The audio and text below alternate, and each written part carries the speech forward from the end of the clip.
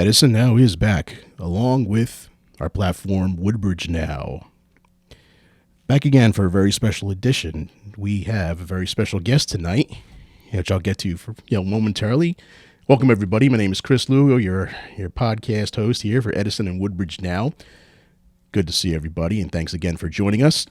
More importantly than myself, I'd like to introduce a special guest I have here tonight. I'm a very special somebody running for Congress in our great state of New Jersey. I'd like to welcome Rik Mehta. Rik, thanks for joining me tonight in the studio. Oh, Chris, it's a pleasure. Thanks for having me. Great studio, by the way. Love it. Oh, thanks so much, Rik. I appreciate those words. Really, I'm a guy. I like to tinker with stuff, and when I find things laying around, like that screen I kind of put behind you, I kind of put it to use and see, okay, well, what can we do with these things? Like kind of like laying around, put some little enhancements. But no, thanks for those words. I appreciate it. So you're running for New Jersey, District 6, correct? That's right. Yep. Running for Congress in District 6 right here. In fact, comprising of mostly votes coming out of Edison, Woodbridge, and, probably everyone who's your listener listening to right now is going to have a say in the outcome of this election. Very important year we have. Right. District 6 is the district, the official district of both Woodbridge and Edison. And there's quite a few towns also that are located in District 6. So if you don't mind, we're just going to cut to a quick graphic, for our viewers, and just to introduce District 6. So, we're looking at a district, roughly 700. So these are 2019 numbers, by the way. Okay, I try to look for more current, but these numbers are 2019. About 740,000 people. And you can see, it's a pretty diverse district, as is our state. Pretty diverse state, probably arguably one of the most diverse in the country. And we have 12 municipalities in Middlesex County. We have another 20 in Monmouth County. It's a big district with, 740,000 people. Yeah, it's enormous. Look, we have 12 congressional districts throughout the state. Now, obviously, everyone knows, the incumbent in this district is Frank Pallone, who arguably doesn't represent the demographics out of this district, but right. The 6th district is probably the best example of what the state of New Jersey is. It's a melting pot. It's a lot of small businesses, a lot of salt of the earth. Good people. I'm really excited about this particular district and potentially representing it. But I got to tell you, this particular district in the election, more than 70% of the votes comes out of Middlesex County. So that's how important Edison and Woodbridge are to the outcome of this election and arguably the representation of the future of what we want for the state. Right, 70%. That's a high number. That's a pretty high number. That's a very high number. That's a very high number. So when you speak to the people of this district, you have a very, very, very special message for small businesses, don't you? I do. We got to save them. So absolutely, I agree 100%. Yeah, and so let me tell you, Chris, a little bit about this because I think this is important. My story started about 52 years ago when my father immigrated to this country with only $100 in his pocket. We didn't have much, but we lived the American dream, and that dream was about hard work, humble beginnings, and the belief that anyone willing to chase the American dream can achieve it. So for me, giving back to this community, my father-in-law started a small business about 40 years ago here, in fact, right down the street from where we are here off of Oak Tree Road. He had a business there for many years, and he lost over 70% of his revenue through COVID. The impact of the failures of the policy that the governor and your local town and the lack of constituent support that Frank Pallone has not provided to small businesses. I campaigned in 2020 for U.S. Senate on one simple message. It was #SaveSmallBusiness because I saw literally the destruction of so many businesses that were unnecessarily shut down and lack of policy and more process of getting loans and getting grants to help their businesses and then unnecessarily being shut down. So that is one of the cornerstones for my platform and the reason why we're going to win because I'm bringing authentic leadership back to Washington to focus on our small businesses. That's good to hear because small business is the cornerstone of our economy. I mean, we have more small business owners and more people working for small business than any other sector. And these people need a voice. Yep. They really need a voice. So when you're out and about talking to these small business owners, if you had to make a list of 3 things that is either their biggest complaints or the biggest hurdles that they have, what would they be? Well, number one, lack of representation, right? There is so much bureaucratic process that they have to go through to either collect their COVID, PPP money or their loans or their grants that they qualify for. And more importantly, they're not able to reach the constituent services line. Number two, and this is really important because New Jersey has. And there's unfortunately no comparison. New Jersey has the worst business climate than any state in the entire country. Yeah. Okay. Yeah. So, one of their major complaints, obviously, taxes are way too high. We overtax our small businesses. We literally put them out of business. Then we want to pass new regulations that continue to crush them. So high taxes, high regulations, a lot of bureaucratic processes, and lack of representation of elected officials that can help them navigate that. And the problem is that these, I would say, inflated politicians are continue to line their pockets by special interests, large corporations, lobbyists. How are small businesses going to compete against multi-billion-dollar multinational corporations that continue to feed millions of dollars into Frank Pallone's pocketbook? Why would he go and walk the streets unless it's election season? Why would he care about answering? And they're not. I'll tell you a quick example, Chris, and this is important. I was just coming from down the street. I was at a subsidized low-income housing neighborhood that is federally funded. They have had so many health issues over the last few years. They've had sewage leaks. They've had nasty smells, mold, mice infestation, and none of the local Edison council members have actually done anything substantial to help them resolve their issues. In fact, what they're doing now, their building management is threatening them with eviction. Now, some of these people don't even speak English. So now they're threatening them with eviction unless they come into line. Now, they've reached out to Frank Pallone's constituent services.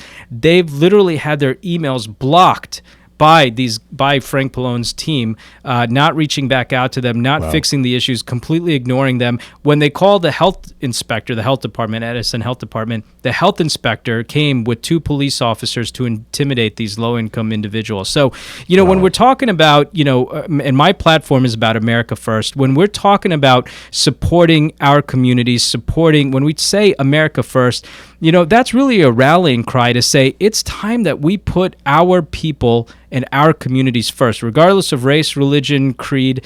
If we don't focus on each and every one of us being Americans, then we're losing sight of what our country and the principles we were founded on. And so until we get authentic leaders back to Washington, we're never going to see and make the change that we need in this state. And one other thing, Chris, I'll mention to you, because I think this is important. You mentioned about small businesses. Do you know that New Jersey has one of the highest out-migration, meaning more people are moving out of New Jersey than any other state? Yeah. There's 2 top reasons. Number one, obviously taxes. That's easy. Taxes in New Jersey suck. Everyone's leaving. Why would I start a small business here when I go to Florida and I'm actually supported and I don't have to pay taxes? But do you know what the second reason is? The second reason people are moving, what's that? No, it's a good one. The second reason people are moving out of New Jersey, corruption. Political corruption, namely. Yeah. So obviously, when you have health inspectors or council members, and I'm not pointing any fingers at any one particular person, but these are the things I hear from our constituents. Their pockets are being lined, and they're helping, this person out, and then they're getting fed in by special interests. Right. Who's going to come in and break that cycles of corruption that we've seen, not just in Edison, but throughout the state, so that we can actually bring it back? So political representation is about the people. So this election is about the fabric of our culture. It's about we, the people. Right, absolutely. And when you think about small businesses too, a lot of them, to remain competitive, they just simply go right over the river. Yep. And right over the river to either Pennsylvania or Delaware, and even that just small geographic move gives them a big advantage. And forget about even incorporating in the state. Nobody does it.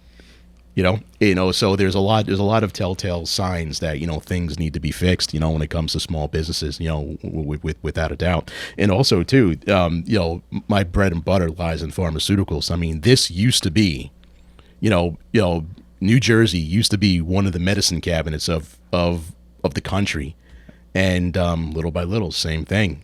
Move away, and you see the development of other areas. The Research Triangle, and in the Carolinas, the buildup of biotechs in the Foster City, California area, the Bay Area, and New Jersey seems to be losing out. And it's good to see somebody willing to stick up and stand up for businesses and to keep businesses here.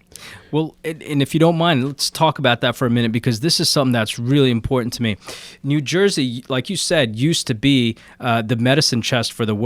And what's happened over the last, I'd say, 2 decades, especially which got exacerbated under the Obama administration, is that more of our manufacturing became globalized.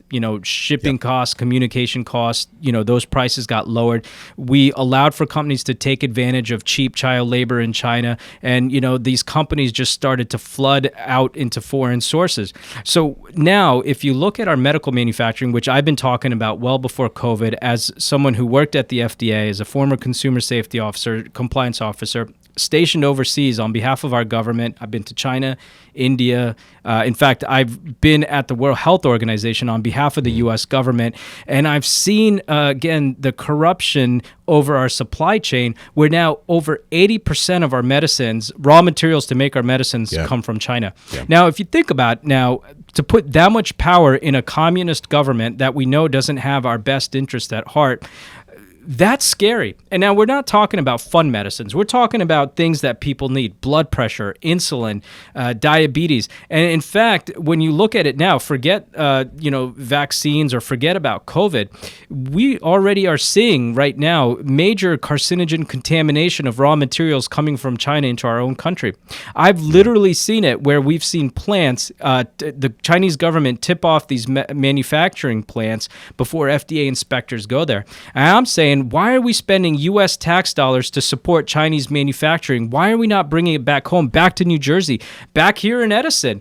Why can't we rebuild a Route 1 corridor and bring our technology and our manufacturing jobs back here, back home? So when we talk about America first, we're not just talking about, saying that, well, we're nationalistic or American-centric. We're saying this is national security concerns. If China wanted to cripple us, they could shut down our supply chain. And I'm not the only one. People and experts have been saying this for years. For a long time. Exactly.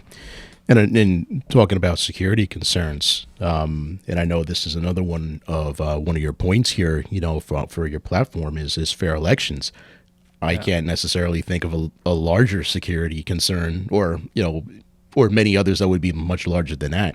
So would you care to elaborate on your stance of the fair election? Yeah, happy to. Now, listen, I was, I was honored to be the U.S. Senate nominee in 2020, running for the Republican Party, and I was the first, American of Indian origin to achieve it for either Democrats or Republicans to be a statewide nominee.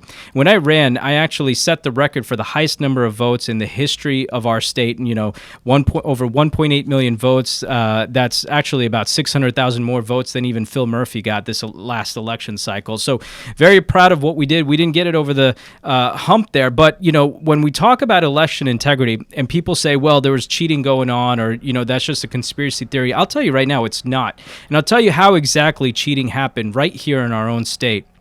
Phil Murphy, through executive order, not through legislation, changed the way we vote. He made everything vote by mail. Right. And that completely twisted in terms of how people understood how to vote, how we got out the vote.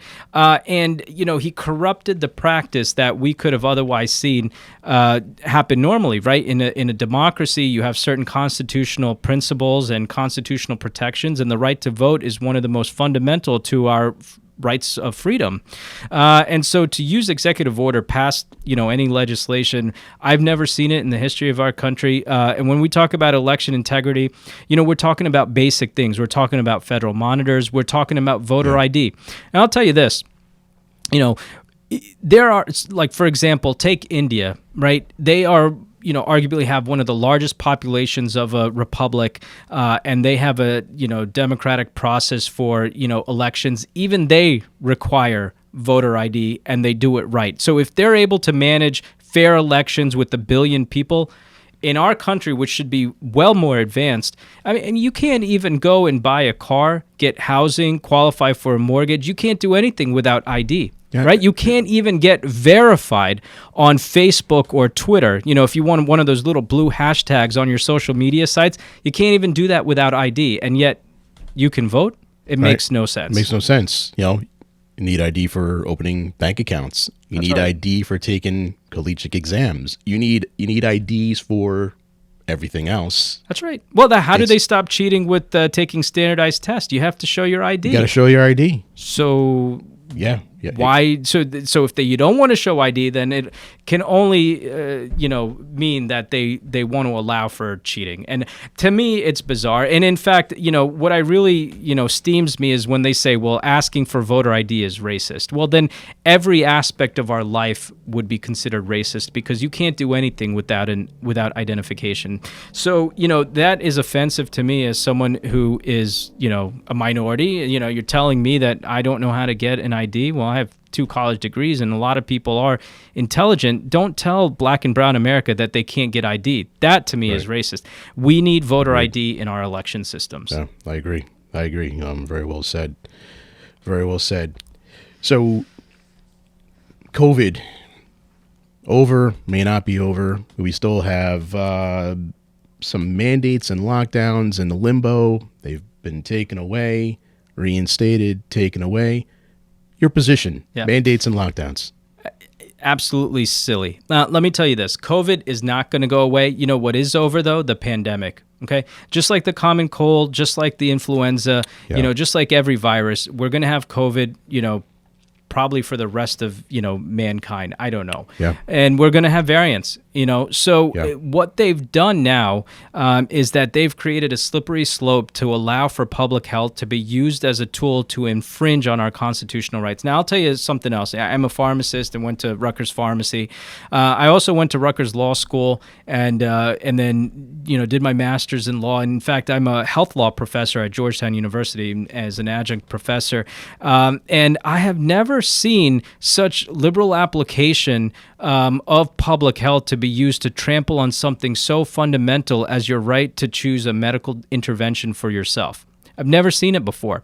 So when you talk about forced vaccination, when you can't achieve herd immunity, when you talk about forcing masks on your children, despite what parents want, and you ignore all of the other public health issues that we see as a state and as a country, that should ring alarm bells to everybody. Now, I'll tell you who's not doing anything about that. That's, again, Frank Pallone. He's the chairman of the House Energy and Commerce Committee, and a lot of people don't know this, but as the Energy and Commerce Committee, they have a subcommittee. One of the most important, powerful subcommittees in Congress is the Health Subcommittee, which Frank Pallone has been the ranking member on for 34 years. Okay? Right. He has not had one congressional hearing to hold these bureaucrats like Fauci and others responsible for forced vaccination.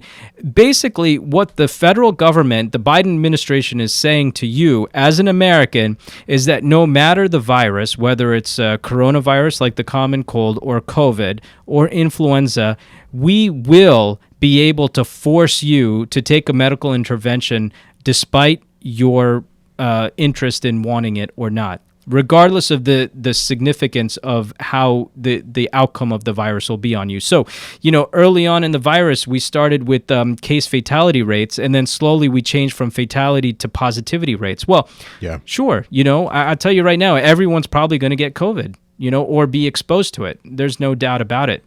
But to force people to take a vaccination or to force your children to wear masks, now, basically, going beyond what your medical advice might be, that's the problem. And so we've become so liberal in trampling on the patient-physician relationship and not allowing for patients to have that conversations and interjecting government into the decision-making process. I'll tell you right now, the only one that should be making decisions for my children, is me and my wife. Right. Not Phil Murphy, not Anthony Fauci, not the CDC, and our doctor. We would talk to our pediatrician about our children's, but there's no more support for parents and parental rights, and we need to bring that back. Yeah, once again, well said, and totally agree. We'll see what the future holds with that, and see if things turn around. But I want to shift a little bit of focus here. and focus a little bit towards our southern border. The southern border of the United States has been wreaking havoc on our society for a very, very long time. Porous, in some areas, is not even monitored. Lack of agents. The list of why it is in the condition that it is can go on and on and on. But I'm curious to see, what are your thoughts? Yeah. Well, it's amazing to me why so many Democrats don't support funding and protecting our police. I don't understand it. You know, without law and order, we can't have a society. But in particular with the southern border, you know, having the influx of illegal immigration happening without looking at the determinants, the fact that Kamala Harris has done nothing about it, even though she was tasked to do it as our vice president, completely ignoring the border, overwhelming our border agents. And, you know, this is not something that's just unfair to America. It's not. It's also unfair to Mexico and the Mexican people as well. They want to keep their people and the best and the brightest. And if we're creating incentive programs, as Phil Murphy and Joe Biden continue to do, of course they're going to continue to lose people to flock to America.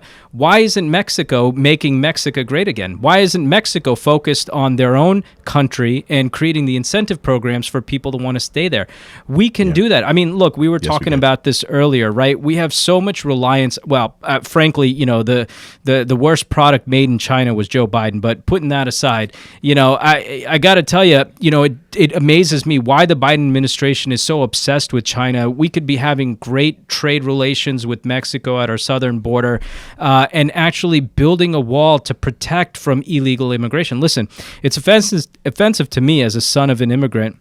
My father came here with only $100 in his pocket. You know, we didn't have much, and he worked 2 jobs, and either he had to make it or he had to go back home. And he was the eldest of 6 brothers coming from dirt poor parents back in India.